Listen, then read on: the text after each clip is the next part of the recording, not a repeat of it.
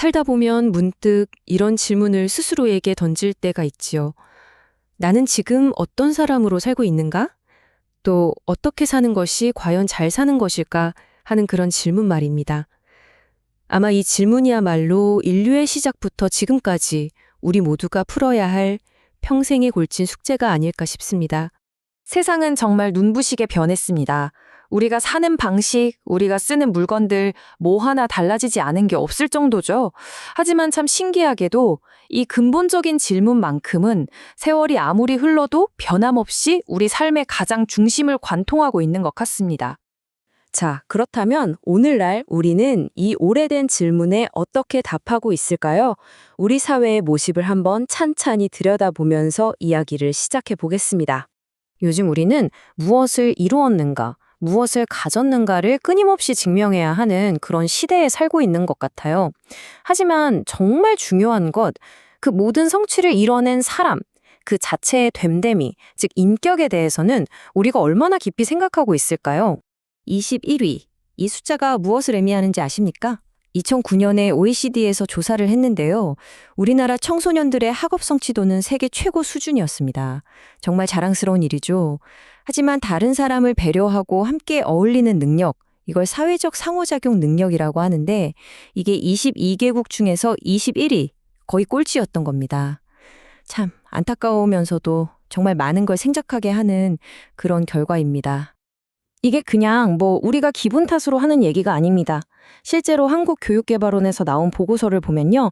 교육 현장에 계신 분들의 가장 큰 고민거리 중 하나가 바로 이 인성교육의 문제라고 지적하고 있어요. 지식을 가르치는 것과 인격을 기르는 것, 이 둘의 균형을 어떻게 잡을 것인가, 이것이 바로 우리 시대 교육의 가장 큰 화두인 셈입니다. 그렇다면 이 해묵은 과제에 대한 실마리를 우리는 어디서 찾을 수 있을까요? 때로는 아주 먼 과거로 돌아가 보는 것이 좋은 길이 되기도 합니다. 지금부터 저와 함께 2000년도 더 전으로 시간여행을 한번 떠나보시죠. 어느 위대한 스승과 제자가 나눈 대화에 한번 귀를 기울여 보겠습니다. 여기 공자의 제자 중에 아주 머리가 좋고 또 말도 잘했던 자공이라는 인물이 있습니다. 그가 어느 날 스승에게 이렇게 묻습니다. 스승님, 가난하지만 비굴하게 굴지 않고 부자지만 교만하지 않다면 이 정도면 꽤 괜찮은 경제 아닙니까? 아마 속으로는 이만하면 훌륭하지 않습니까? 하는 그런 자신감도 좀 섞여 있었겠죠. 공자의 대답, 이게 참 흥미롭습니다. 괜찮다. 일단 자공의 말이 틀리지 않았다고 인정을 해줍니다. 하지만 거기서 멈추지 않고 한 단계 더 높은 경지를 딱 보여주는 거죠. 단순히 나쁜 행동을 하지 않는 그런 소극적인 상태를 넘어서 적극적으로 좋은 가치를 추구하는 삶을 이야기한 것입니다.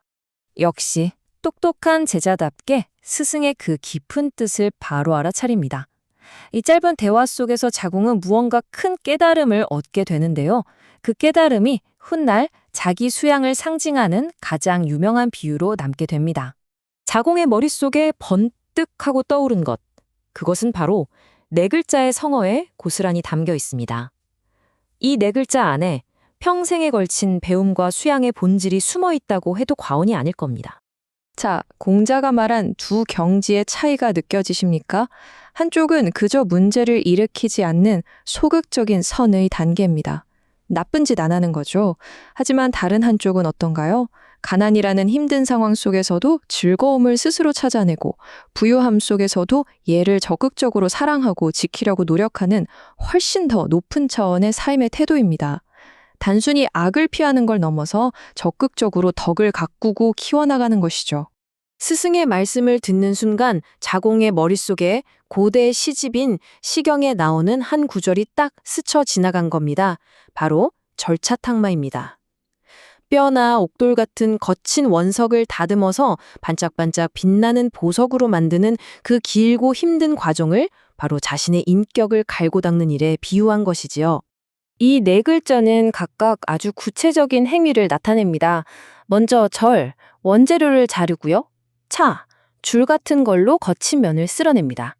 그 다음 탁, 정교하게 쪼아서 오양을 내고 마지막으로 마, 끊임없이 갈아서 광을 내는 것이죠. 보세요. 어느 하나 쉽고 간단한 과정이 없잖아요. 모두 다 끈기와 정성, 시간이 필요한 아주 고된 작업입니다. 여기서 우리가 정말 기억해야 할 게 있습니다. 절차 탁마의 목표는 완벽한 보석이 되는 게 아니라는 겁니다. 끝이 있는 작업이 아니에요. 중요한 건 평생에 걸쳐 계속되는 그 과정, 그 자체입니다. 어제의 나보다 아주 조금이라도 더 나은 오늘의 내가 되는 것, 그것이 바로 자기 수양의 본질인 셈이죠. 자, 그럼 이 수천 년 전의 깊은 지혜를 다시 지금, 여기, 우리 현실로 한번 가져와 보겠습니다. 이 절차 탁마의 과정은 오늘날 우리 교육에 어떤 의미를 가질 수 있을까요?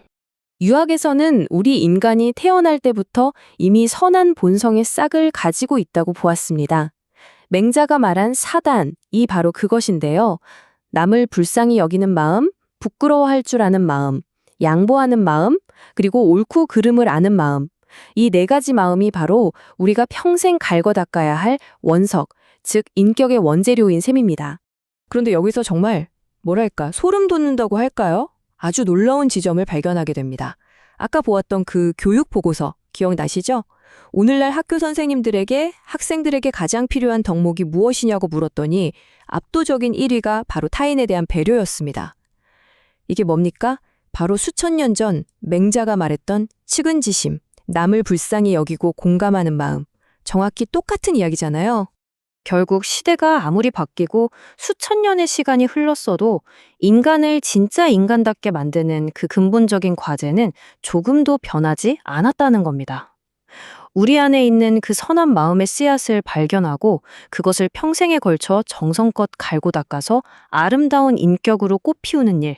이것이야말로 예나 지금이나 변치 않는 교육의 본질이 아닐까요? 이 이야기는 결국 우리 각자에게 돌아옵니다. 우리 모두의 마음속에는 아직 다듬어지지 않은 귀한 원석이 잠들어 있습니다. 그것을 얼마나 빛나는 보석으로 만들지는 오롯이 우리 자신에게 달려있는 것이죠.